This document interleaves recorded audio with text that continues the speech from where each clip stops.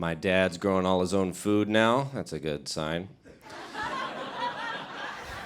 He's got this big garden in Georgia. He's all proud of it. Anytime I go anywhere, he's like, oh, before you go to LA, you know anybody out there that likes squash? We'll send some squash out there with you. You can... I'm like, Dad, that's not a thing I could know about a city. And he texted me today and he said, do you like, and he sent me an eggplant emoji.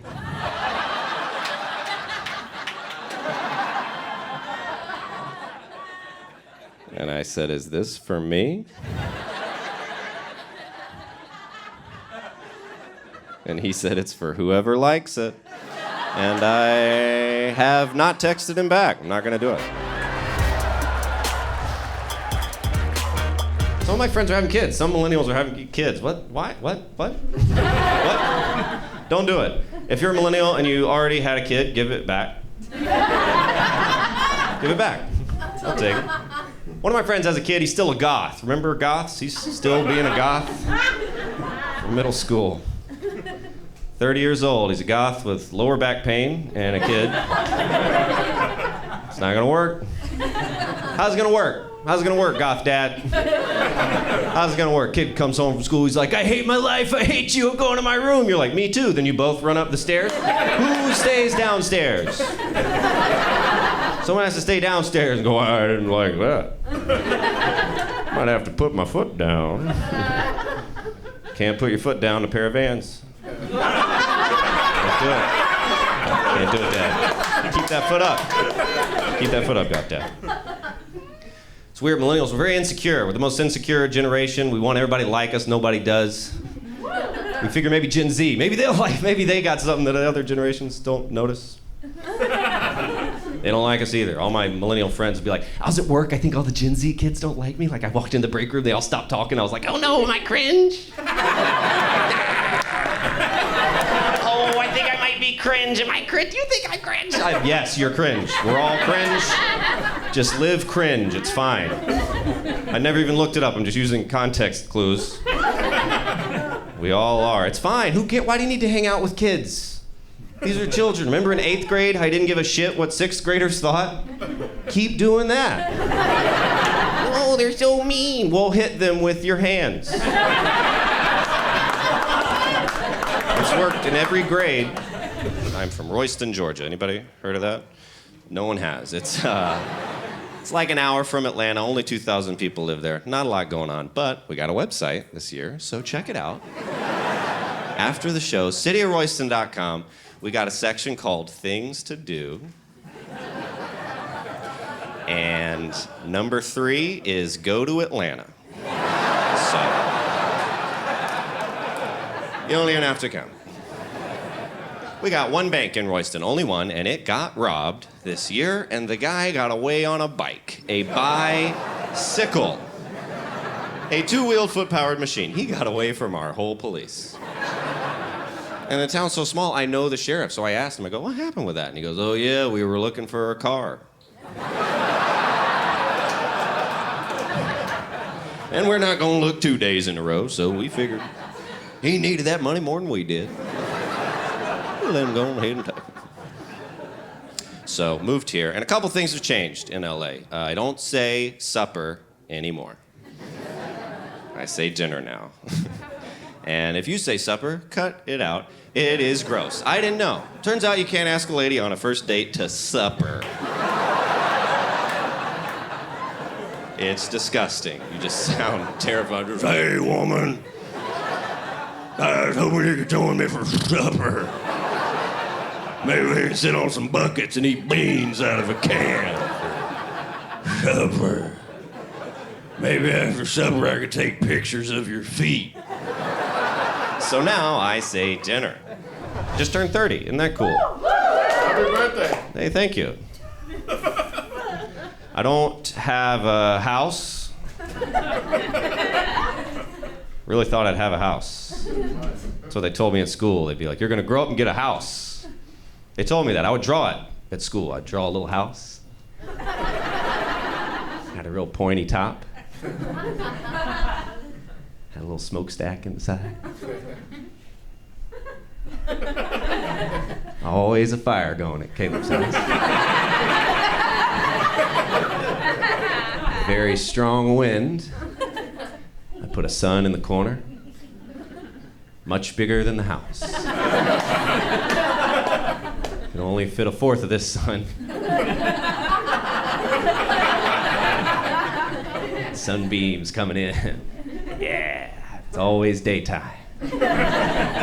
Daytime with a raging fire.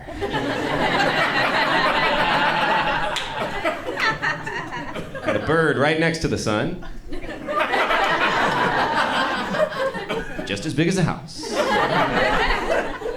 had a window in there. My face would be in that window. I had a big smile. And I was going, I got a house. But I never drew an apartment. I didn't draw an apartment one time when I was in school. I don't think there's a kid alive sad enough to draw a whole apartment complex. Teacher's like, what are you drawing here? He's like, this is my apartment. Yeah, I'll be 38 living in the same one. Yeah, there's all 7 of my roommates in the window. They all got big frowns on their face. We're all watching our one Netflix that we share in the kitchen. Sad, very sad. I'll never have a house. I've accepted it. I'm cool with it. I live in LA. I'll never have a house. But all my friends think they're still getting one. All my dumb millennial friends keep asking me questions. They're always like, would you ever live in a haunted house? Would you ever live in a house where like somebody been murdered? For the house, I'll do the murder. I'll kill you and take your house. I'll tell you, my favorite thing that ever happened in Royston was, because we only had one substitute teacher for the whole county. She was the oldest woman who ever lived. Her name was Miss Rice. She was 110,000. And the way she would substitute is every day she would record the whole class on an old-timey tape recorder, and every day it'd be exactly the same. She'd be like, shh, this is Miss Rice, and this is Miss Westmoreland's 4th period class, and whatever you do is going to be on the tape. It's not going to be my word against yours, because we got a record of it. So you think about that before you go acting up. She gets back on Monday. She's not going to be too happy about it. She was totally out of her mind. And one day, we were very bad, and when she was in the bathroom, somebody stole the tape out of the tape recorder. She got real mad. She gets back in front of the class. She's like, I know somebody in here took that tape. Now what we're going to do is we're all going to close our eyes. I'll close mine, too. And whoever took it, you're going to put it back on my desk. And you won't be in trouble, but I need that tape back. They make me pay for those tapes. So we all closed our eyes. And when we opened them back up, the tape recorder was gone.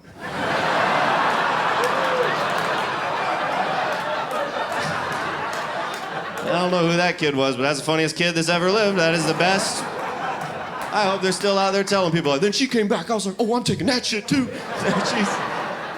She's dead now, but it's a good prank. We got her on the way out. Don't believe him. Another thing I don't believe is British people. I know it's a real country, but I think that accent's been fake for a long time. And no one will say it.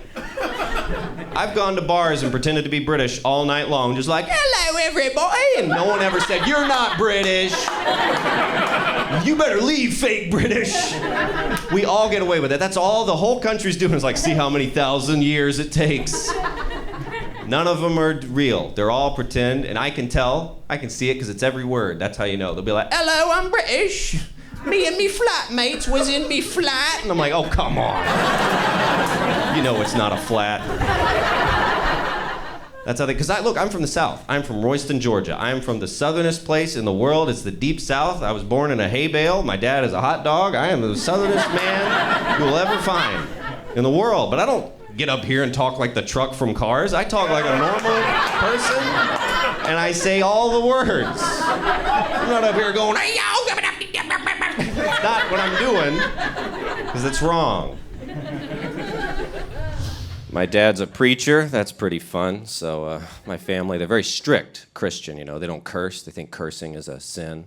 But they love to get as close as they can. They think that's okay for some reason. They're always like, shut the front door. They get all excited because they trick God. I'm like, really? You think that worked? You think God's up in heaven like, oh, okay. I thought you were gonna say fuck. If you'd have said fuck, I'd be like, get down there to hell. And then you went front door. I was like, oh, I know what he meant. I just can't prove it. I created everything and I know everything, but riddles are like, you know. You got old God. You got old God. So they don't curse, but they do say horrific shit that happens to be clean. Like, we're all sitting out on the porch and it started raining, but the sun was out. One of my uncles goes, oh, raining when the sun's out. You know what that means? Devil's beating his wife.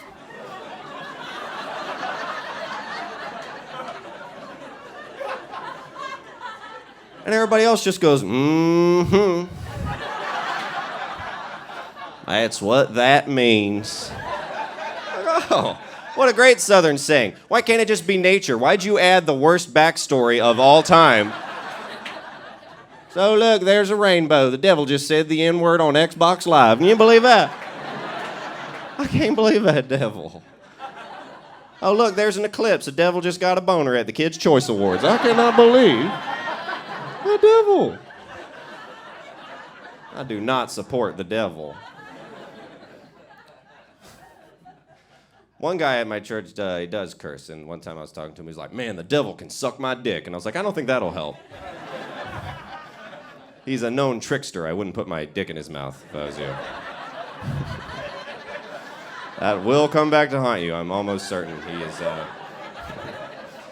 can't get up to heaven. God's like, whoa, did the devil suck your dick? And he's like, no, I did that for you, Lord. And he's like, I didn't want that at all.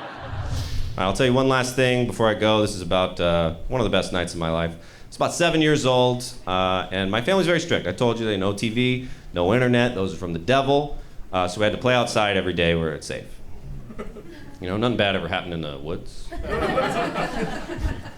It's me, my brother, and my sister were outside playing with an axe, and we're having fun. Just hitting things with it. It's a great day. Having a good time. And we find a can on the ground, and I say to my brother, I'm like, hey, let's chop this can in half. See what's in there. He's like, that is the best idea I have ever heard. So we put the can on a stump, we chop it in half, and that's when we realize it is a can of red spray paint. And we realize it quick. Because when you chop one of those in half, it explodes. Because of science, yes. It explodes because of science.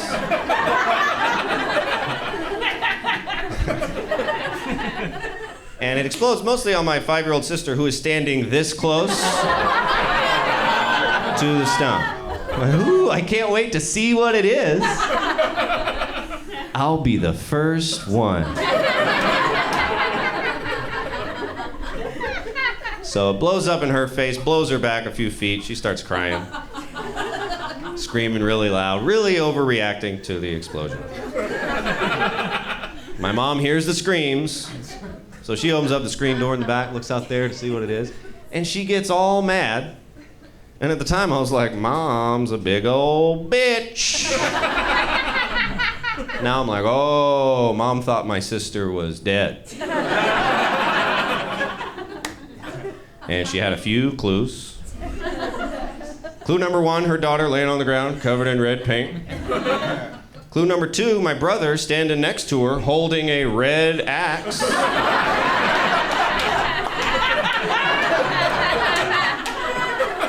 With a very guilty look on his face.